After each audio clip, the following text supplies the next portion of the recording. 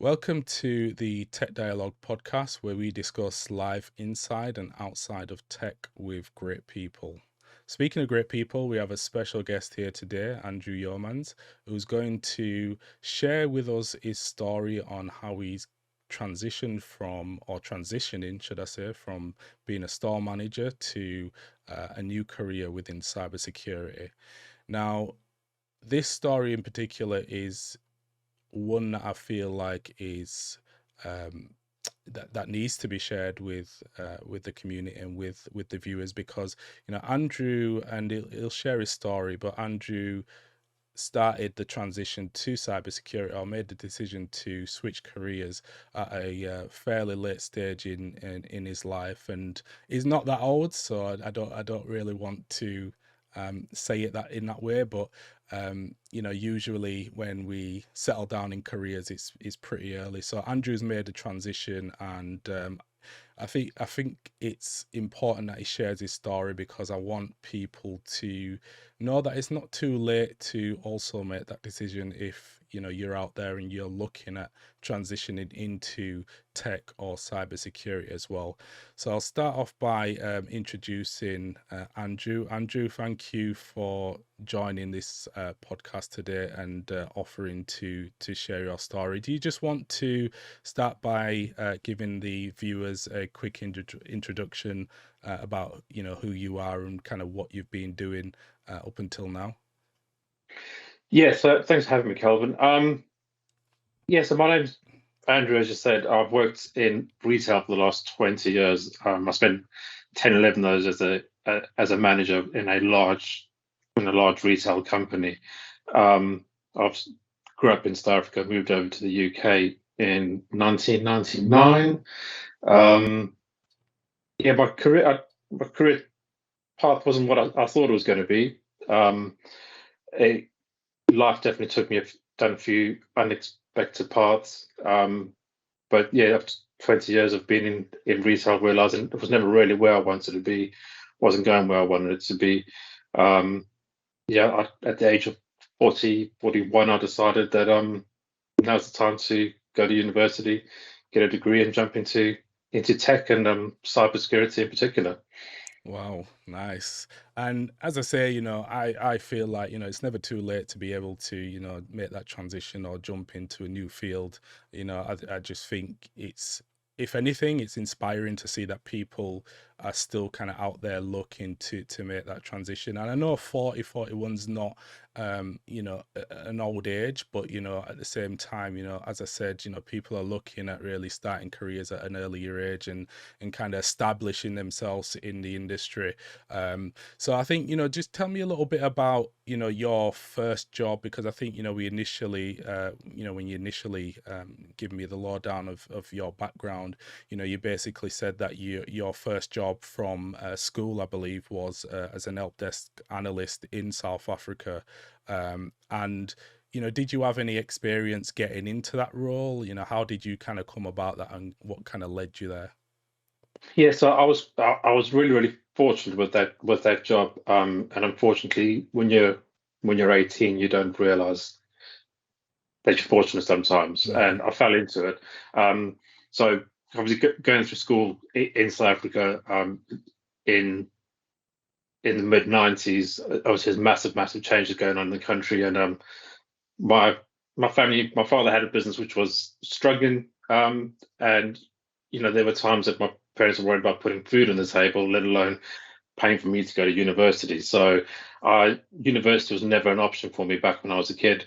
Um, didn't really know what I was going to do when I left school. I wanted to go into IT in some capacity, and I was very fortunate that one of my brother's friends uh, was working as an IT manager, and he got me a temporary job, which answering phones pretty much for them, which then kind of turned into a permanent position as um, an IT help desk analyst, and kind of helped set up the help desk in the company. And I think at that point, at the age of being like 18, 19, I thought, well, that's obviously just how the world works, and you just kind of fall into these things. And my parents and brother had emigrated.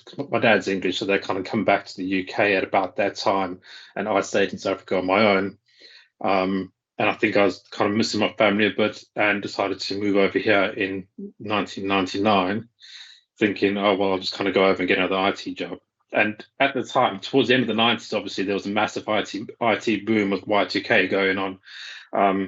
I moved over here in August of '99, and I think by then it was pretty much done. So trying to get another IT job was, without any qualifications or certs or anything like that, I really, really struggled. I was applying for jobs and just as a first line IT analyst, a support role, and they were expecting people to have minimum 2 years experience and an MCSE, which was probably the CCNA of the Yeah. 90s, and I just wasn't getting anywhere. So a few bar jobs, waiting jobs, things like that for a while. Ended up working in London, and then fell into retail as things just kind of didn't materialize the way I wanted it to. So yeah, that was Nice. how that's how my missed opportunity at a young age, and how I've ended up kind of where I am now.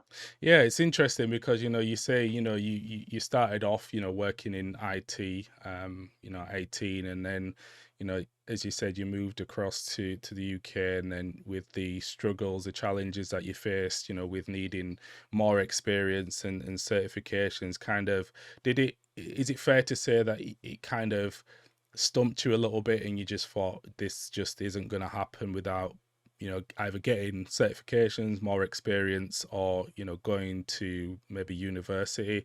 um is that kind of why you decided then to kind of move on from IT, if you like, at least for a little bit, and just find your way by getting a job doing something else to obviously make ends meet? Because I think by then did you have 3 kids? And I Yeah, know, I had yeah, I mean, I know when you have kids, it becomes a little bit less about yourself and more about, just being able to provide for the family, and you do what you've got to yeah. do to be able to do it. So did you kind of just think then at that point, well, IT don't seem to be working out. Let me see what else there is that I can do just to kind of make ends meet.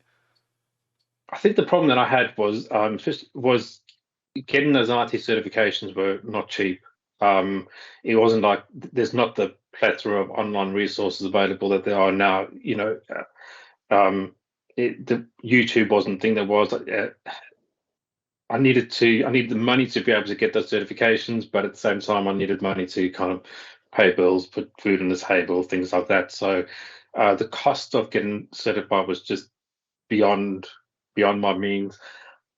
I think I hadn't really. I'll be honest with you, I never really considered university because my experience of my understanding what university was coming from South Africa, where there's no such thing as a student loan company. There's no you've got to pay for your tuition fees up front. I never really considered it. Um, I so yeah, financially, it then just became about picking up job to earn money, and then to pay your bills. Wasn't the money to get certified. So yeah, Yeah. Yeah. I started off. I was a stay at home when my son was born. I was a stay at home dad, um, and I ended up working supermarket just like part time as just for a bit of extra money, and then I kind of progressed from there, became a manager, and had a few group roles. So I just fell into that, and it was just paying the bills, and there just wasn't that money for certification. And it wasn't until the kids were a bit older that that I thought, I need to do something, and I looked into university a bit more. And fortunately, with the student loan company, getting my tuition fees paid for, and also the maintenance loan that they provide, it was all about the maintenance loan. That was what enabled me to be able to go to university, because I need to work step down. I just, for the last 3 years, I've just been a supermarket delivery driver, working about 20 hours a week, which topping up my maintenance loan has enabled me to be able to do this. But definitely early on in my life, it wasn't something that was possible or something that I considered or even knew about. So yeah, it took me a while, but I think it is all about being able to be financially secure, to be able to go and study, to be able to gain that long-term financial security. So yeah, it's you find yourself in an instant juxtaposition of, what do I sacrifice? Do I do I sacrifice for my family to kind of go do my education, or do I sacrifice my education and just work to be able to provide for the family? And I think ultimately there's only ever going to be one answer to that. Yeah, exactly. And I can really sympathize with that because I myself was in the same position at one point where I think it's easy when well it's easier when you're fresh out of school, you're still maybe living at home with parents, and you've kind of got that financial support. You don't have to worry about paying bills and stuff like that. You can go off to university and do what you've got to do. But as you said, you had people that were financially dependent on you, and you had to provide. And I was the same when I first started my undergraduate. It was a choice between providing for the family, as you say, and working was the way to do that, or being able to find some other financial means while I went to university in order to be able to fulfill what I wanted to do, but also provide for the family as well. And I think at the time, and I'm not too sure if they still do it now, I may be wrong, but at the time for me, the thing that got me by was, you've got your student loans, which pay for the course, which is all well and good. But then at the time for me, the maintenance loans, as with you, were the things that kind of got me by and allowed me to essentially work part-time, just doing a variety of different jobs just to get me through 3 years of university so that I could actually make that transition or that change into tech. So I think that's one thing I think for us adults, I think, is that there's a lot to think about when you're making these transitions. And when you want to maybe go to university or pay for these certifications, you really need to look at where that money is going to come from in order to do that. So I think I take my hat off to you, because I know myself when I did the same thing and applying for these maintenance loans and grants and stuff like that. It's not as straightforward as one would think it is. There's a lot to kind of go about, and fill out papers to fill out and sign and stuff like that before you can even get that. And then at the same time, you still need to make sure you're working and getting that income to provide for the family, while still also being able to carry out the university course in order to get that degree as well. So you take on a lot, and I really do take my hat off to you, because I know myself it's is difficult to do. So fast forward to being a store manager. How long did you work as a store manager, and what benefit do you think, if anything, did you get from being a store manager? Do you think that there's any transferable skills that you've kind of picked up on that you could really take into the tech industry, aside from obviously the life experience that I think comes part and parcel with age? Do you think there's anything there that you can really help bring across to be able to land the role in, or a role in cybersecurity?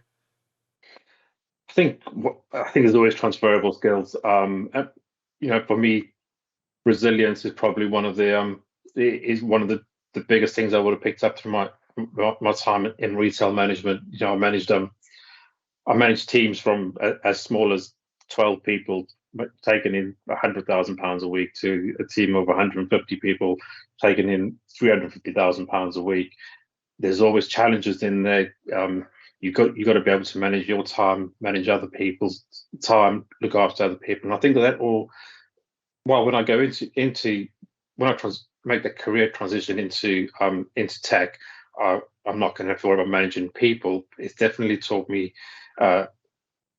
resilience in how you deal with setbacks, how you deal with adversity, uh, how to manage your emotions during difficult times. That's probably what I'll take Yeah. from my role the most is is is how I perform and in situations which are stressful and where I have people relying on me. Yeah, and I think being in cybersecurity already, I think that's definitely a good transferable skill to have.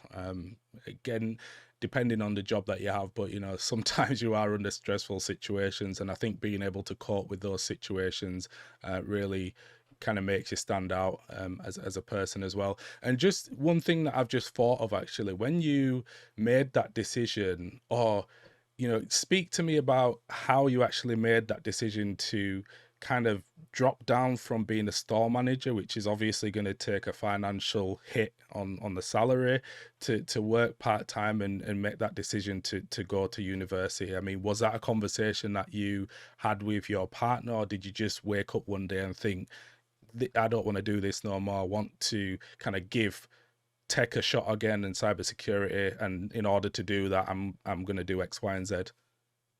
Yeah, it was so obviously I couldn't have done without the support of my wife, and she's been very supportive in the whole thing.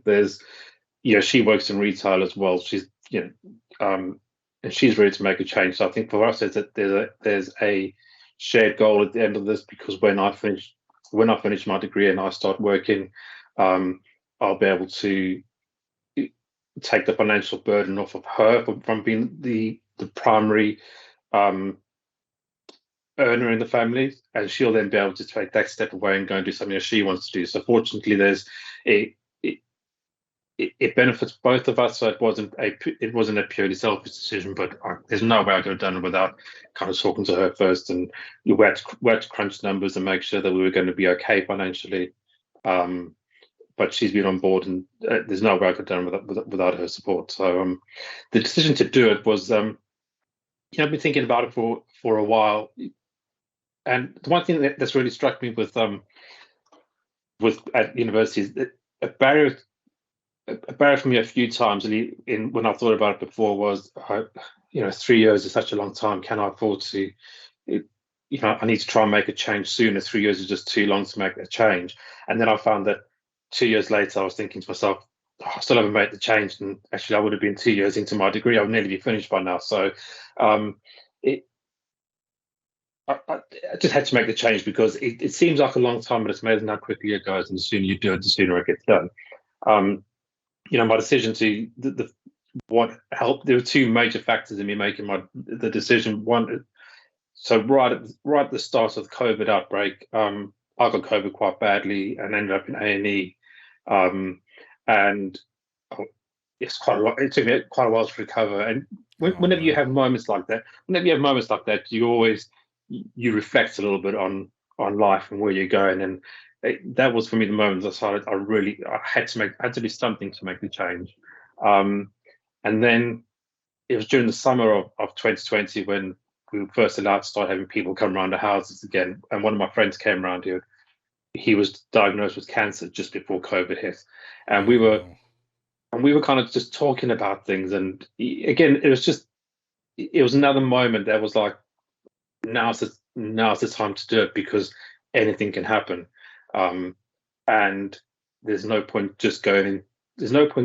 going into work every day just to make money to pay bills. You need to, I wanted to do something that I really wanted to do, that I enjoyed going in for, rather than have life just pass me by. So, and it was really weird, because the day after he was around and I was having these thoughts, I was watching something on YouTube, and an advert came up for University of Suffolk clearing, and they said, apply for clearing. And I thought, oh, I'm going to have a look and see what they've got. And I went online, had a look at their clearing, saw a cybersecurity degree in their clearing, made some inquiries, and it was less than 4 weeks from me seeing that advert to me handing my notice to step down at work. So it all happened so quickly. It was an absolute whirlwind. Wow. And I think that kind of helped, because I didn't have time to have second thoughts. It was just, okay, it's happening, it's going, it's just got to be done. So and 2-3 weeks later, I was starting university. So I think the whole thing was about 7 weeks from me deciding, looking into it, to being accepted and stepping down. So yeah, that's amazing. And I think the fact that you kind of things that have happened in life and have kind of made you reflect and just think, what, just go for it, and I really admire that, because I can resonate with some of the things that you're saying, because I was in a similar position where I'd done so many different jobs, and I got to a point where I just felt like things just wasn't working out. I wasn't enjoying the jobs that I was in. I wasn't enjoying actually getting up and going to work just felt like a burden. And when you feel like that, it just don't make the situation enjoyable. Every day just drags out, and every time you have work, or you've got work coming up, it's one of those where you just I just don't want to. I don't want to do it. I don't want to go. And I think for me, I kind of had those moments as well where I sat back and thought about things really hard. And again, university kept coming up for me. And the thing that kept putting me off was, the fact that I had to financially support the family. And I didn't know that there was any other way around, as we've already spoke about, at the time, to do that. And I just got to a point where I said, something's got to give. I need to find a way to make it work. And I did a similar thing. I kind of looked. I went online. I looked at my local university. I looked at the degree. Yeah, the degree that I did was like a computer networks and system support degree. So not necessarily cybersecurity. But nevertheless, it sounded interesting. And from there, I did the same thing. I applied, and, within a matter of weeks, I think the same week, actually, I went down and spoke with the lecturers. And then within a matter of weeks, I were pretty much all squared away, ready to start the course. And I think it's funny, you said, about the 3 years being a long time and stuff like that. It's funny you mentioned that, because when I first started my undergraduate, it was a case of, again, because I was more focused on supporting the family, it was a case of doing the course part-time, which was going to be over a 6-year period.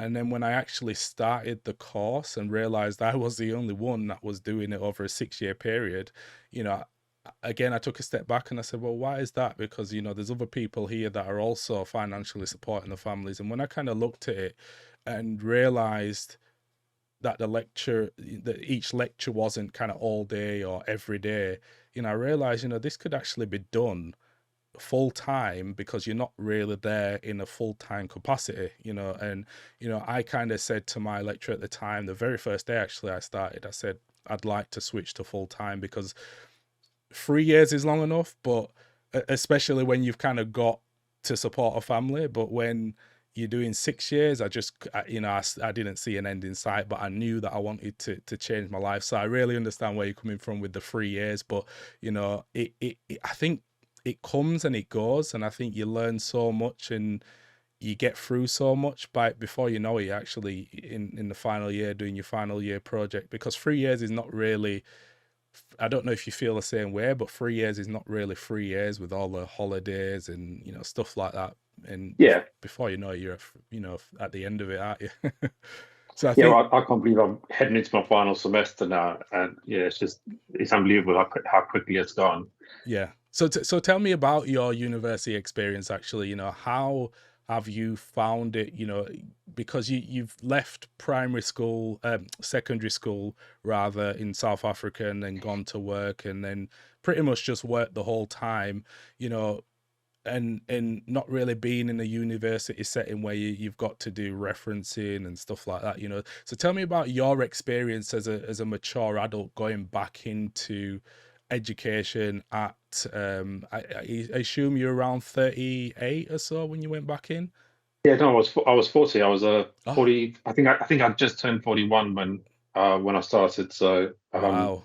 So tell yeah, tell so tell me about that then. How was that? Did you feel pressured seeing like the younger young adults there? What was your sort of feelings around doing this? I think I was there was a little bit of trepidation initially. Just how am I going? It's been, I left school in 1997, and then 2020, in the 2020, I found myself back in school. I was like, oh, how am I going to how am I going to do this? But it was it was so different. It was so different to school, that it. And I think my excitement and desire just kind of go in and learn was quickly kind of knocked that out the way. It I think the bits that I found most challenging were the modules that were more maths intensive. Um, because it had been so long since I'd done any form of maths. And yeah, the one module we did on data science and algorithms, but that was I thought I was okay with maths, but Yeah, you realised. Yeah. well, that stuff was to maths as Mandarin is to English. The way I saw Yeah, it, it yeah. was just it was a totally different language. So trying to learn some of that stuff was a bit difficult. I think I was probably on the back foot a little bit compared to some of the guys who had just come out of school a couple of years earlier and had done maths. So they might, but you kind of pick it up quickly and you realize that everyone's in.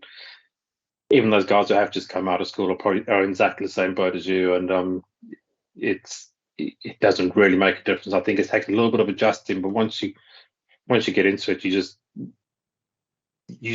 just fall back into it and you just get back into stride. And it's so different from the school setting that yeah, I think it felt natural and it didn't take me too long to adjust. Excellent. So do you have any plans to maybe look at master's degree moving forward, or is the plan to finish? I know you said you're going to then look for a job and then hopefully take that burden off your wife, but is there any plans in the future to maybe look at maybe a master's degree or something like that, or is the plan just to focus on work?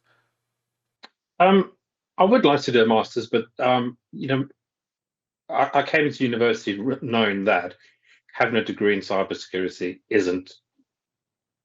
It doesn't mean I was all of a sudden I know everything. It's my plan is to try and get onto a graduate program, and that's what the degree's for. Because I know that a degree alone does not mean that you are employable, because you touch on a lot of things, but you don't really master anything specific. So I would like to. My plan's always been to kind of finish and gain some other certifications alongside my degree. So in the summer I'd like to do my CCNA exam, and maybe something like a Security Plus or something like that. Yeah.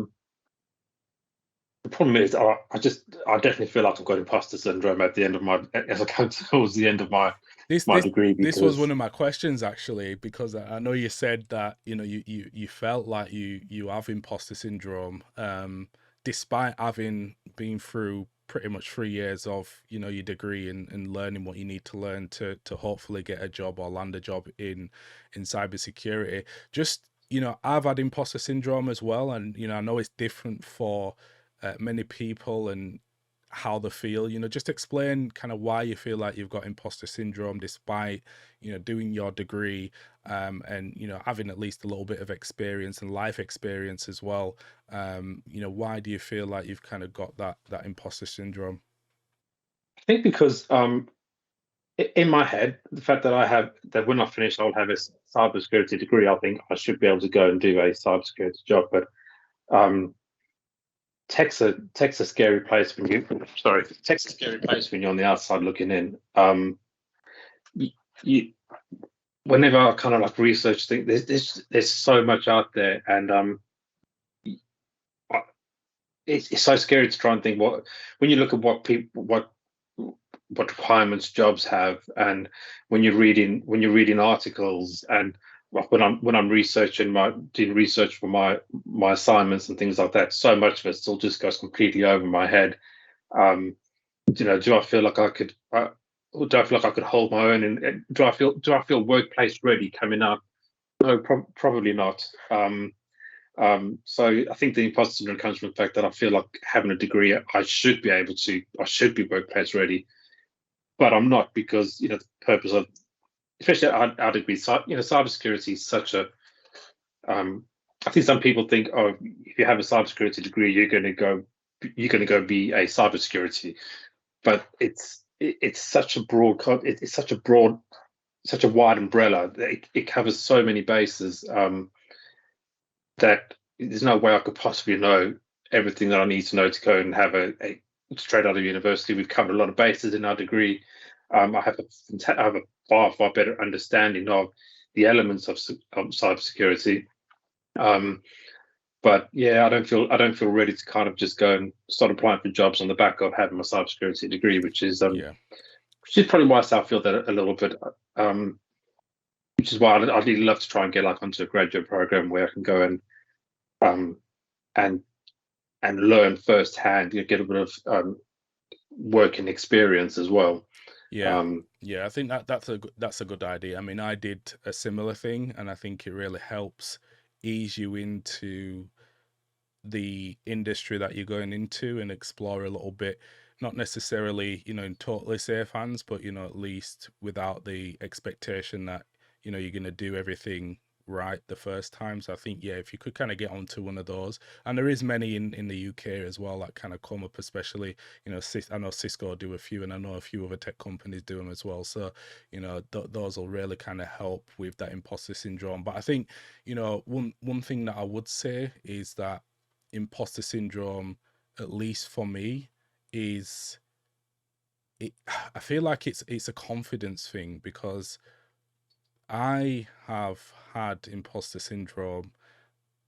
I've got to a point where I feel like I am confident in what I'm doing and I know the job inside out, and then something will come up one day that kind of takes me back, and I think, oh, I've got imposter syndrome again. Am I capable of doing this job?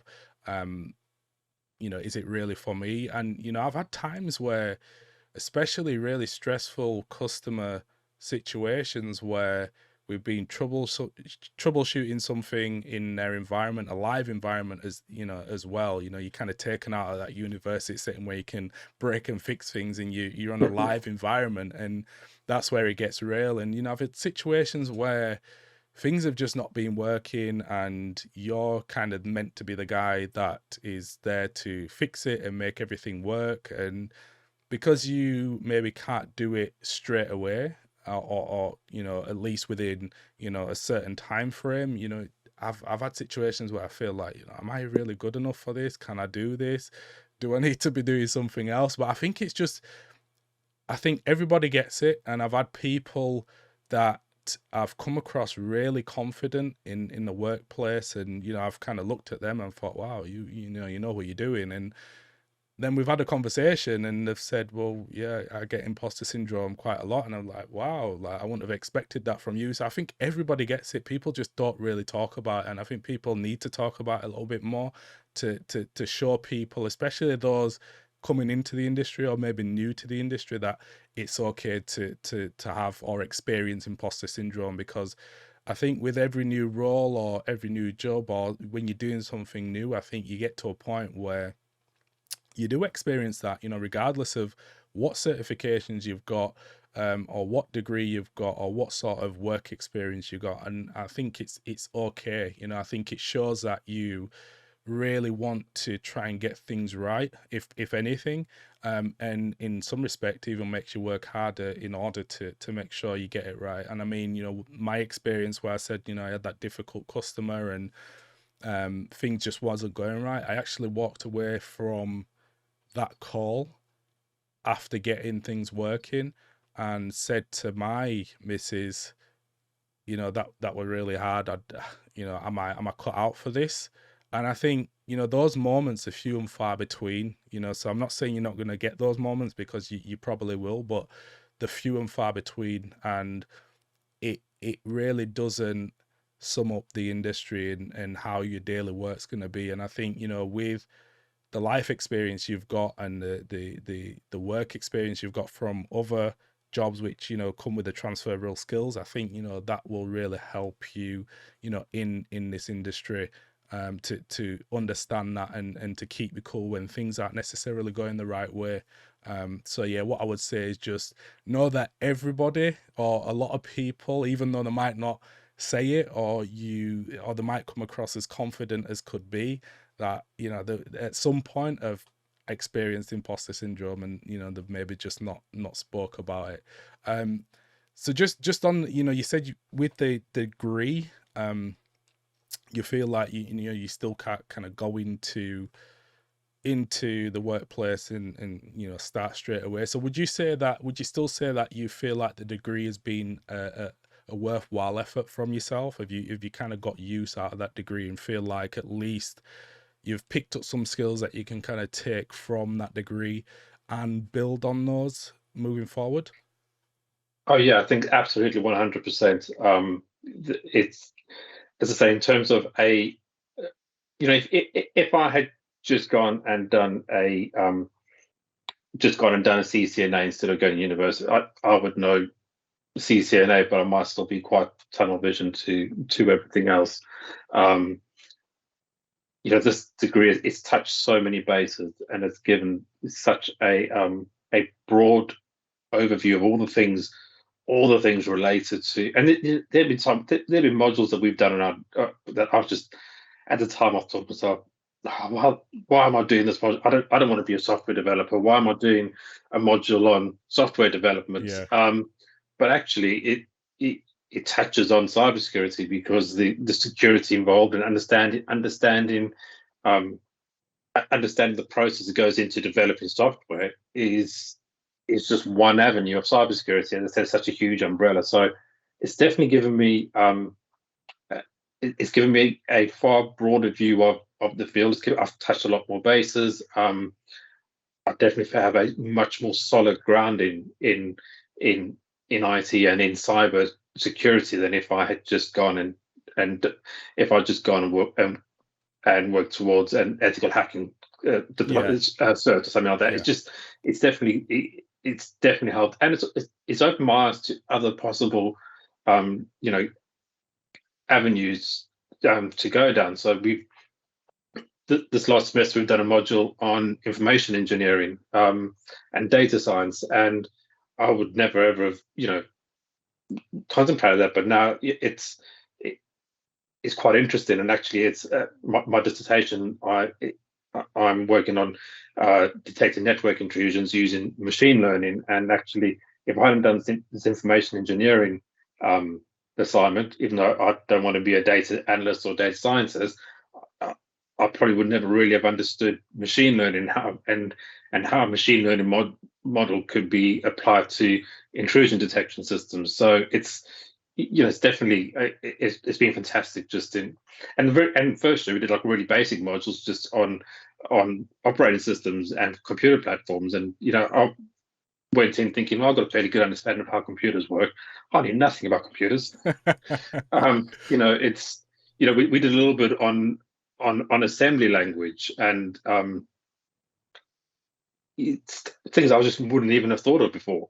So yeah, it's really good to kind of give a far broader view of computers and the industry that I might not have had if I had just gone and studied for certain certifications. Definitely. And I think you raised a good point there with regards to the ability, or the modules covering different technologies and different things that you probably wouldn't have even worked on or even considered if you was kind of out of that university setting and looking to kind of take this on yourself. And one thing that stood out for me, and I always say when people say to me today, we always have this conversation online now about whether degrees are not really worth it now, and you could just get certifications and get a job, and all the rest of it. And while that might be possible to some extent, I still stand by the fact that, especially in my experience, that degrees,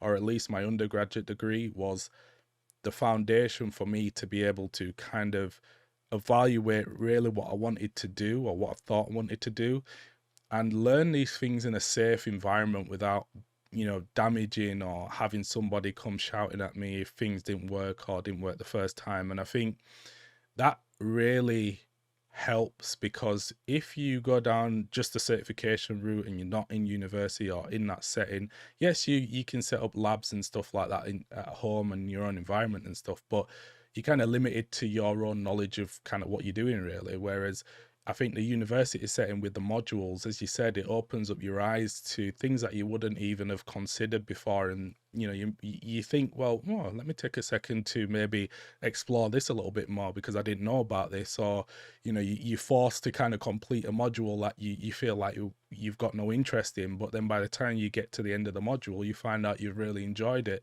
And I think that's just one thing that you get from university that you can't get from just doing it yourself, because as I say, you're limited to your own experience of kind of what you're doing.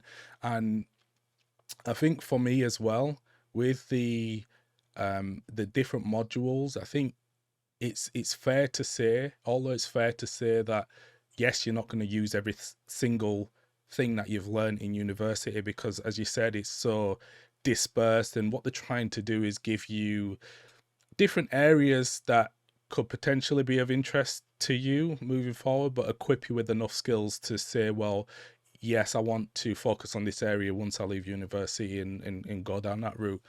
And one thing that really helped me was, and I'm sure you've kind of done some aspect to this as well, is looking at sort of the project management side of things and how to manage your projects at university and get them submitted on time, and things like that. Because I think in the IT industry, as a store manager, I mean, you probably wasn't working on projects and having to kind of submit, against the deadline per se. Whereas in the tech industry, especially cybersecurity, and especially depending on what you're doing, you're always going to be kind of working to some sort of deadline or trying to meet some sort of deadline. And I feel like the project management skills that I covered in my undergraduate degree, although I thought that wasn't relevant, little things like that just kept coming back at me when I kind of first entered the industry, and I'm like, oh yeah, we did that at university. And that's the real value I feel like you get from university, unless you've kind of got somebody outside that kind of understands and mentors or coaches you and has that experience. I just don't really feel like you're going to get that sort of experience, outside of a degree sort of thing. So I really think, that's one of the great things about degrees. And I really think that you've kind of done the best you can to kind of understand the industry a little bit more, as opposed to just going through certifications. I mean, did that ever go through your mind? Did you ever think, oh, maybe I should just do a couple of certifications and not university? Or was the degree sort of the end goal for you? Yeah, I definitely. Said those times that I was thinking, oh, a degree is just too long. I thought, oh, I'll go and do a certification. I think the barrier to me was always financial, because we even just an exam, is so expensive. Um, I had thought about that, but I think university is what really appealed to me, and just kind of going and being able to being at university full time and able to dedicate the time to studying, rather than trying to fit it around work, where I might not be able to give it the attention that it needed if I'm working 40 plus hours a week, and then coming home and trying to find time fit to kind of cram that studying in as well. It might have been a bit. I was worried about it being a little bit haphazard and a bit, not really given it the attention that it needed. So I think university is definitely what appealed to me, and it's been brilliant. Excellent. So you're coming up to, your dissertation phase now. So you're coming up to the end of university and graduating. What's your plans for when you have finished? You've got no more coursework to submit, you've got no more deadlines. What are you kind of looking for, a specific job, or are you still, I know you said you're looking at graduate programs, but from experience, I know that those only come at certain periods and you're not always guaranteed to get onto those. So, I mean, are you kind of looking further afield and already looking at specific areas that you'd maybe want to at least try get into? I think the one thing, so networking's always interested me, and I kind of came into university with an open mind what I was going to take on, and and view each opportunity differently. I think at the end of it, networking is still something I'm quite interested in. So I want to get with CCNA. and try and get. Ideally, I'd like to try and get into that field. I think yeah, the appeal of plugging wires into boxes seems doesn't seem to go away. Yeah, definitely. And I think, just on the subject of, the CCNA, I think if you was, I think it's a great, I'm not being biased because I work for Cisco, but I think, I think it's, I genuinely do think, I always have conversations with people that are trying to get into cybersecurity and they have very limited to no knowledge about cybersecurity, or anything really regards to tech, and they ask me, where should I start? What certification should I be looking at? And I always say the CCNA certification is the certification that you should be looking at. And the reason I say that is because, as you say, it gives you a good foundational knowledge of networking, and not just networking from a sort of, as you said there yourself, plugging in things to devices, but it also covers other areas such as security, wireless, some programmability, I believe, as well. So it gives you that really well-rounded view of sort of in one certification of, some of the possibilities that you could have in the industry. And it kind of goes without saying as well, the CCNA is kind of well known as being a good certification to have. So I think, definitely that's a good place to start. And as I say, it gives you those security fundamentals as well. It might not cover it in depth, but at least you can kind of come away knowing a little bit more than maybe what you did. Maybe not in your case because you've kind of been through university and done cybersecurity, but I think, I always say that you can't, even though you want to get into cybersecurity, you first need to understand the networking fundamentals. You need to understand what an IP address is. You need to understand, subnets. You need to understand, maybe ACLs. You need to understand all that good stuff before you start looking at the deeper stuff within cybersecurity. Because how are you going to, in cybersecurity, regardless of what you're doing, how are you going to differentiate between a certain subnet of an IP address if you don't understand what IP addressing is, if you don't understand IPv4 versus IPv6, and so on and so forth? So I always direct people to the CCNA because I think it's a good baseline. And when well, actually, before I don't know if they still do this as well, but before I left my undergraduate, before I left university, I got the CCENT, which is the first part of the CCNA. And then what I did then was I booked the second part of that and actually landed my first job just as I finished university as a security engineer. And shortly after that, then I obtained, I passed the second part and then got my CCNA.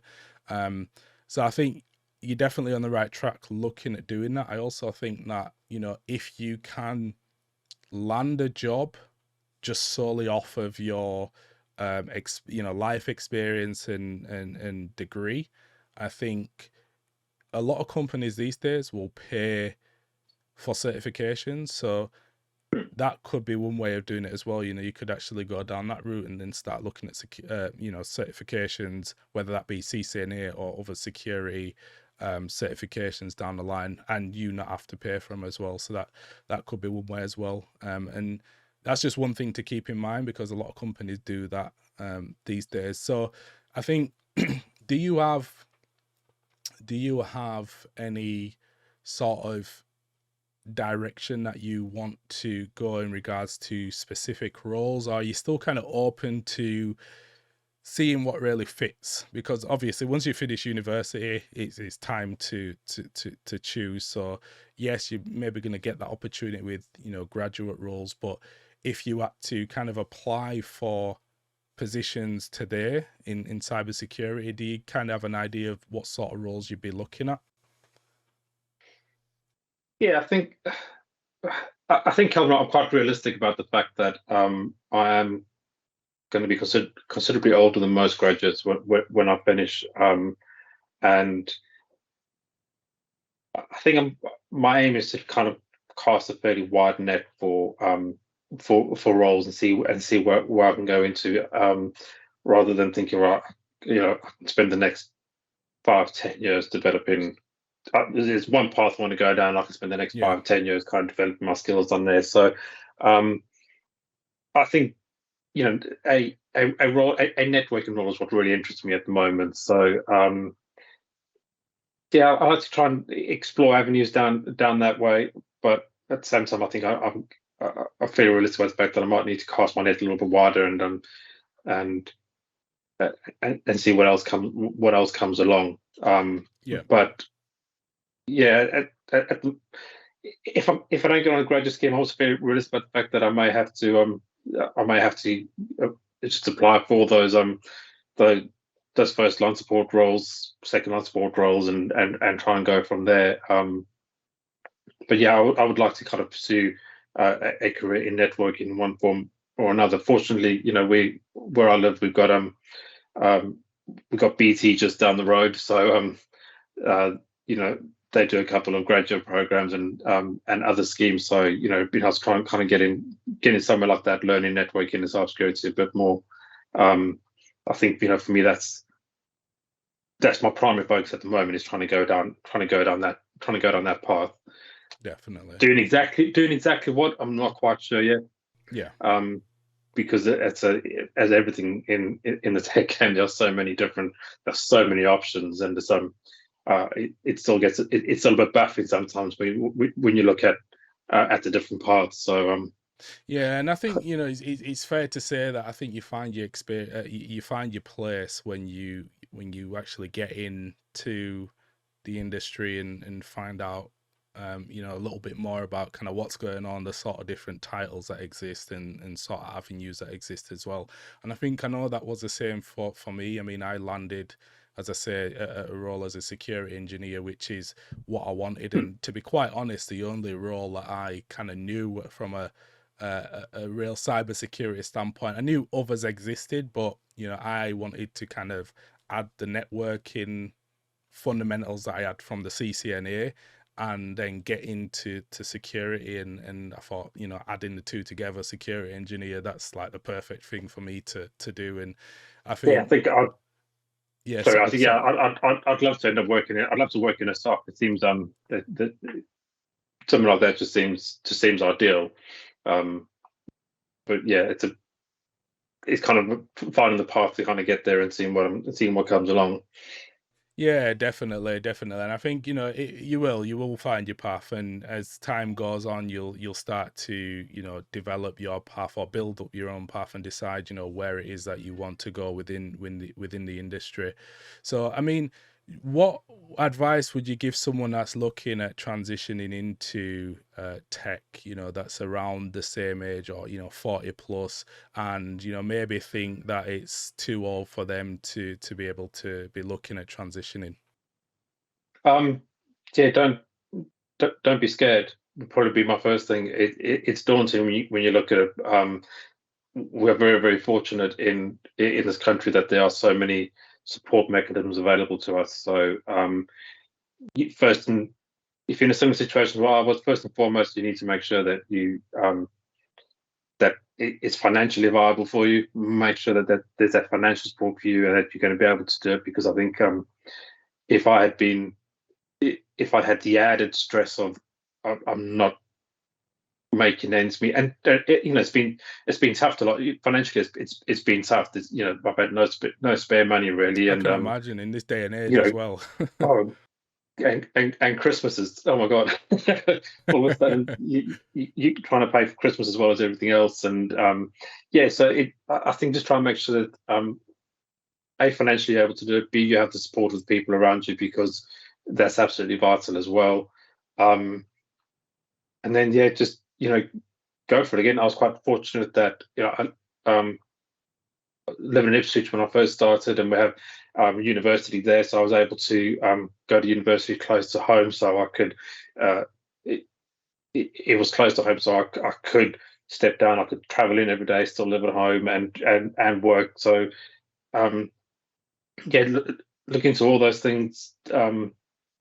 Make sure it's doable, and then just go for it, because it's the other thing I also say is make sure that you anyone thinking about doing it have a bit of an idea of have a bit of an idea of what you're doing. Don't just think, I've seen people come on who um, don't really have much understanding or experience of computers. I think their thought is just, oh, cybersecurity is a growing field. If I go and get a degree in cybersecurity, I'll be earning 50, 60K a year when I walk out. Be realistic about what it is you want to do, what you want to get at the end of it, and be realistic about your understanding of where you are before you do it, because I think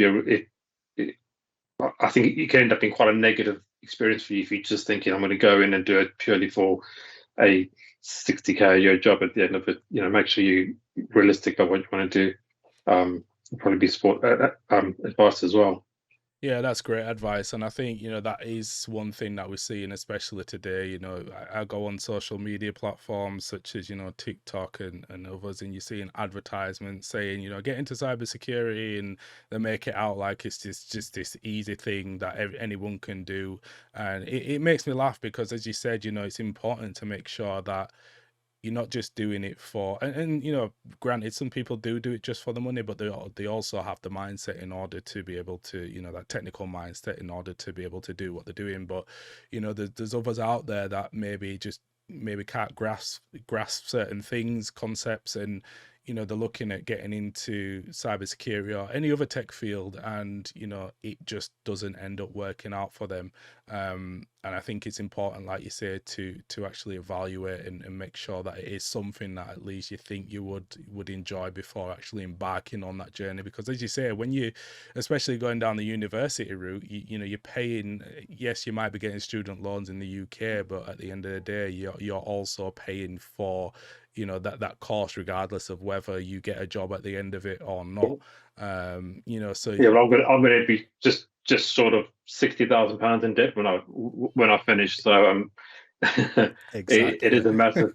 It doesn't. It feels. There's an element that feels like, oh, it's free money because it's student loans paying for that and giving me his money, but you got to pay it back sooner or later. It's still you.